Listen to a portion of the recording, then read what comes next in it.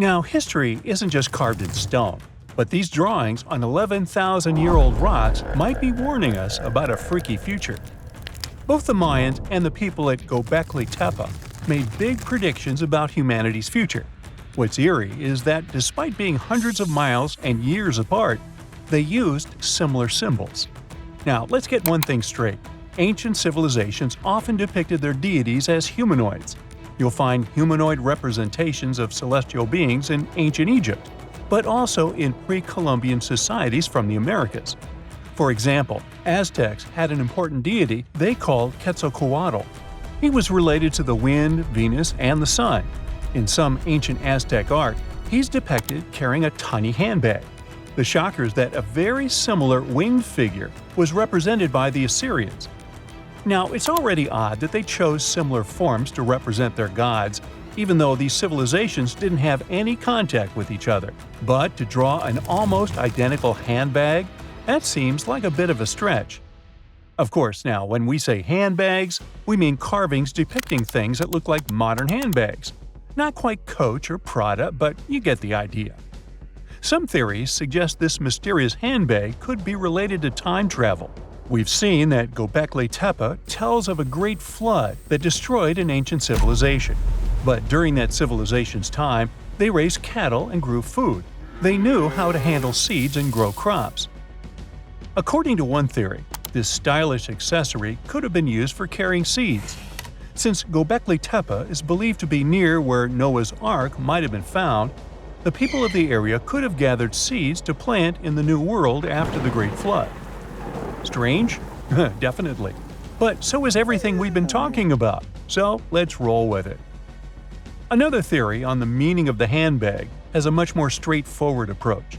In multiple ancient cultures, the circle was used to represent spirituality and non-materiality, but the square was often associated with concepts of the earth and materiality. So, what we modern humans understand as a handbag might be an image that symbolizes the reunification of the earth and sky, of the material and non-material elements of existence. Not a bad theory, I would say. But then, who am I? Some researchers, like Graham Hancock, are not convinced with these previous explanations. For him, Göbekli Tepe is all about little gray people and their contacts with ancient earthling civilizations. You see, right in the middle of this ancient site, there's a special pillar called Pillar 43, or Enclosure D. At first glance, it looks like an astronomical calendar. You see the scorpion? That's the Scorpion constellation. And that ball in the center? It's all about the sun's alignment. We know ancient societies like the Maya or Incas were stellar astronomers. So what's the big deal here? Turns out, the folks at Göbekli Tepe were talking about a massive natural disaster that wiped out all forms of life before their time. When astronomers recreated the angles and positions from Pillar 43, it showed an astrological setup from over 13,000 years ago. The stone also depicted a tragic event, a mix of a flood and a meteor shower. The headless man? That's humanity's tragic end. And the snake from the ground? Giant waves washing over the earth. And it's not just one stone telling the tale. Pillar 56 shows more of the Younger Dryas event, or as it's called, the terror from the sky. You see animals fleeing and waves crashing as the meteor shower hits. But wait, while Pillar 43 gives us the exact date of the last disaster, Pillar 18 in Enclosure D gives us the date of the next possible wipeout. The art depicted in this pillar zooms in on the constellation of Aquarius. Now, you might have seen the movie The Age of Aquarius or heard some woo-woo theories about how we're entering this phase right now. You see what I'm driving at?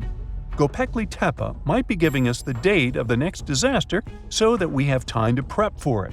These images could be a survival guide for humanity. Or not. Now, this would be bananas if it weren't for one piece of evidence. Let's check the facts. The Encke Comet, discovered in 1786, used to be part of a megacomet, 100 miles wide, made of ice, metal, and rock. It broke up and formed a debris field. Now, instead of one huge comet, we've got millions of smaller ones. When the Earth passed through that debris, the folks at Göbekli Tepe saw a firestorm of comets, all coming from the Aquarius constellation. just like on Pillar 43. Now here's the supposed scary part. We pass through that same debris field every year. If you're watching this in September, October, or November, we're flying through it right now. It could happen that these debris fall onto the surface of the Earth all over again, repeating history. But so far, that's just a theory. The mind-boggling question is, how did the people at Göbekli Tepe know about an event that happened before they were all born? In 2019, excavations kicked off at Karahan Tepe, about 40 miles from Göbekli Tepe. But research suggests it might have been settled even earlier. Göbekli Tepe seems to have been a place of worship or an observatory, but Karahan Tepe shows signs of a structured society. Excavations at Karahan Tepe reveal artifacts like intricate carvings, tools, and even possible remnants of buildings. This suggests that these people were not just hunters and gatherers, but had a structured society with spiritual or ceremonial practices. In 2020, researchers started unearthing several other settlements in the area, indicating that Göbekli Tepe was part of a huge metropolis. The whole site is known collectively as Tas Tepler. The thing is, the math around all this has scientists baffled. Around that time, Earth was just leaving its last ice age, and scientists used to think Stone Age civilizations were primitive. But evidence keeps showing up, proving that wasn't the case. For Göbekli Tepe to have existed with that level of tech 12,000 years ago, there must have been an even earlier civilization. That kind of tech doesn't just pop up out of nowhere. And hey, we've got plenty of other proof of advanced societies. Take the Mayans, for example. Recent discoveries have shown they were even more advanced than we previously thought. They built massive cities with roads up to 130 feet wide, painted white to guide travelers at night, a feat you'd expect in places like Portugal or England. These roads, sometimes elevated over swampy ground, formed a network of over 964 settlements, like a giant spider web.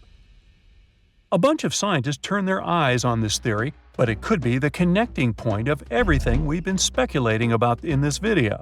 After all, the people from the sky could have come down and told the people from Göbekli Tepe about the destruction of a more ancient civilization than theirs. Or not. Remember, don't give up your critical thinking just because you see something on the internet. Anyway, Göbekli Tepe raises suspicions just as Stonehenge and the Great Pyramids of Egypt.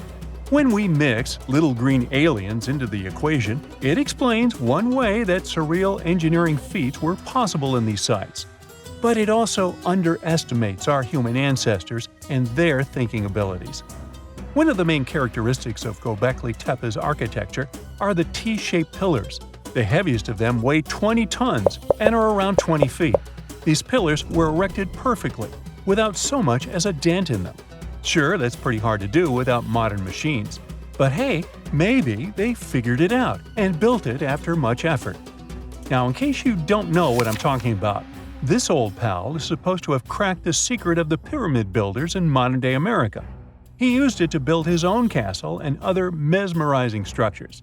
So, hey, I guess we'll have to keep digging to find out the actual facts about it all, huh? That's it for today. So hey, if you pacified your curiosity, then give the video a like and share it with your friends. Or if you want more, just click on these videos and stay on the bright side.